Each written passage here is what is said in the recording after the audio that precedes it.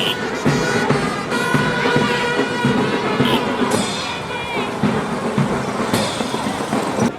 with that. Again with that. That you want to fight for action.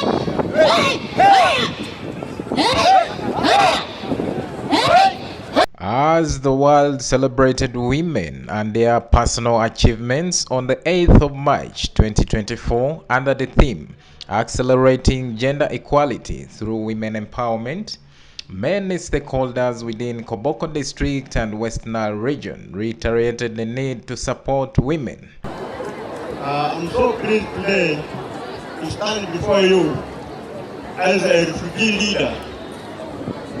The day of women has brought us together when we, the refugees, are on transition of integration to the government. So with this, I appeal, you who are here, stakeholders, you should see that the refugees amidst you. When you're organizing things, you call the refugees among you. This will show that we are partnering together. And I've appreciated the day of today. It's a day of women. Women are unifying people. Without women, when women unify us, when it is taken to another clan, we shall join together with those state clans. It means we are unified. We should not forget girl child education. Without education, the day which we are now celebrating as a Women's Day will have no success. And I urge my refugees, my colleagues, we are given the opportunity of getting education in Uganda. We should not sleep. We should work anti-clockwise to see to it that our children are taken to school. Our UNHCR Senior Protection Officer under Arua Sub-Office noted that women deserve equal opportunities that demand our attention. In our discussion, we often hear sentiments that women are perceived as more privileged, but today, let's take a closer look at the reality many women face in our community. We must recognize that women, just like men, are human beings deserving of equal rights and opportunities.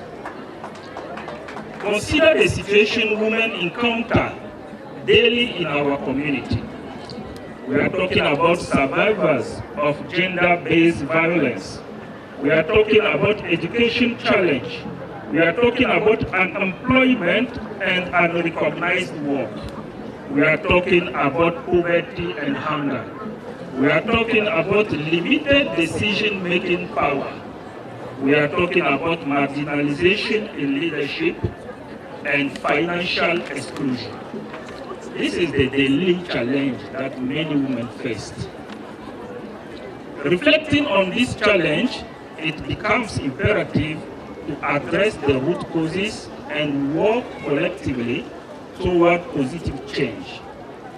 Now, let me pose two critical questions for reflection. Firstly, why are some men hesitant to support women, considering that they themselves have been educated by women? It is crucial to break down barriers and build society where support and cooperation transcend gender lines. Secondly, as father of daughters, when we invest in their education and provide for their needs, is it with the objective of subjecting them to marginalization and mistreatment by others? The answer undoubtedly is no. As fathers, we envision a world where our daughters have equal opportunities, recognition, and a chance to thrive.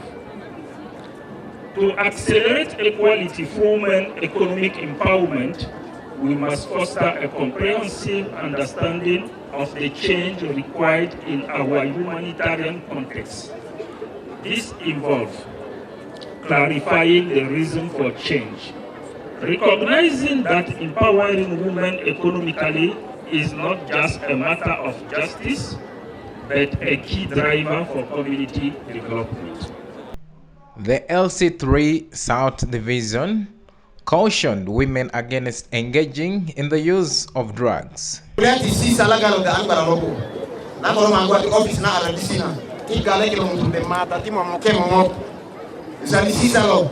too much in this town here, and it is spoiling our women. As women of this country and as women of Koboko, we are striving for economic empowerment, we are striving for gender equality, we are striving for all that it takes us to be where we want to be. The question is, where are we coming from? And where are we right now? Therefore, where do we want to go? Instead, we want to accelerate. Where are we accelerating to? What are the stumbling blocks that are deterring us to reach where we want to be? I want to say, history tells us that International Women's Day was established way back in 1910. I don't know where some of our grandparents are. And Uganda started celebrating Women's Day on March 8, 1984. From 1910 to 1984, you see that it's almost 114 years that women are struggling for equality. The celebrations in Uganda were pioneered by then First Lady Miriam Obote, and today Uganda marks 40 years of celebrating Women's Day. Can we give ourselves an applause? There is also this lack of mentorship and guidance. We don't see ourselves mentoring our girl child enough.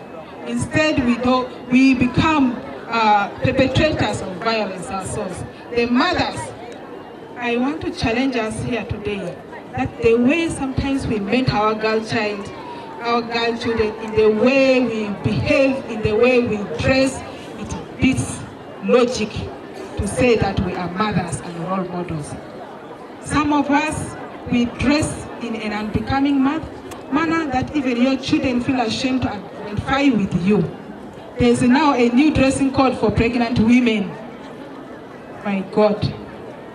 You just want to expose everything out. Is that what it means to be a mother? Do you think that child is very happy to be exposed at that level? If I were the nursing in charge, any woman who comes almost naked in dress for antenatal must go back. This is a challenge for us women. It is today that we celebrate women, and we must celebrate ourselves in honor and dignity. There was one Nigerian proverb that says, a woman's dignity lies in her genitalia. Aware of today's theme, accelerating gender equality through women economic empowerment, we the people of Koboko still have a long journey to make together to achieve gender equality, where our women are financially capable of addressing our societal needs. Many of our girls have been unable to complete primary education. Some of the few who cross to secondary school do not go past that level. We therefore need to put attention to educating our girls to complete levels that can enable them complete in the job market. However, the RDC Koboko district noted the need for parents to take care of the girl child, as many are even idling in the town. The parent must tell us where they were and what happened. And I want to read every statement of every parent. Unfortunately, some of them report to police because they want to up the negotiation. So every one of them, I want to know. And two, next week, clean this town. The children you arrest, keep them here. They tell us the parents, we shall take the parents to court. We shall take the parents to court because they are negligent. Because they are the very people who have started stealing people from inside town here at near Ayume Farmers in the middle of town. So beginning next week, we're going to attack Mfagio. And I would like to talk mainly on the social empowerment, our relationship with the men and women at home. It is very important to love yourself and make sure that you are what you are, you have the potential. You are beautiful. Don't look at another one who is brown in colors is more beautiful than you. No! You are better. You are very good. You are nice. So make sure that you feed yourself well. When you cook the food, you don't give all the meat to the men. Share equally. Then you remain equality. Then also when it comes to the girls, to the education, educate your children equally. If you want to be gender sensitive, begin at home by teaching your children equal responsibilities. Let the boy girl learn to fetch water, to collect firewood, and learn how to cook. You have heard how Aradis was struggling to cook when the wife was away. It's because he did not learn. So teach your children all the responsibility so that they grow up gender sensitive men and women. It is our day. We must be very happy and we must respect our husbands, love our husbands. Please, husbands, love us. Even if you get your side dish, don't forget me at home. Love us. The guest of honor gave out tractors donated by the government of Uganda to women and men groups in the agricultural sector within Koboko district. Our tractors. These tractors were launched. We lobbied for them as members of parliament first. These tractors, I remember, I was the first to write a letter. By then the government was giving, Ministry of Agriculture was giving tractors on individual levels. And I remember writing once, twice, and my tractor was not coming.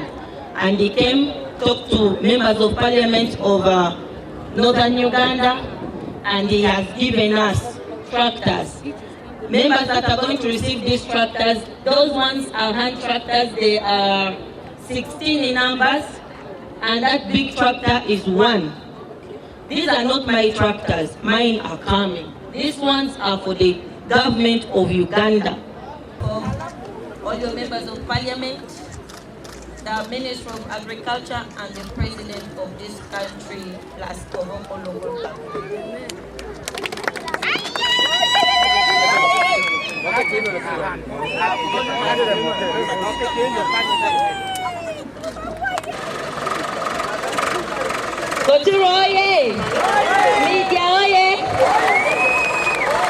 Gift Cadribo, Lighter TV News.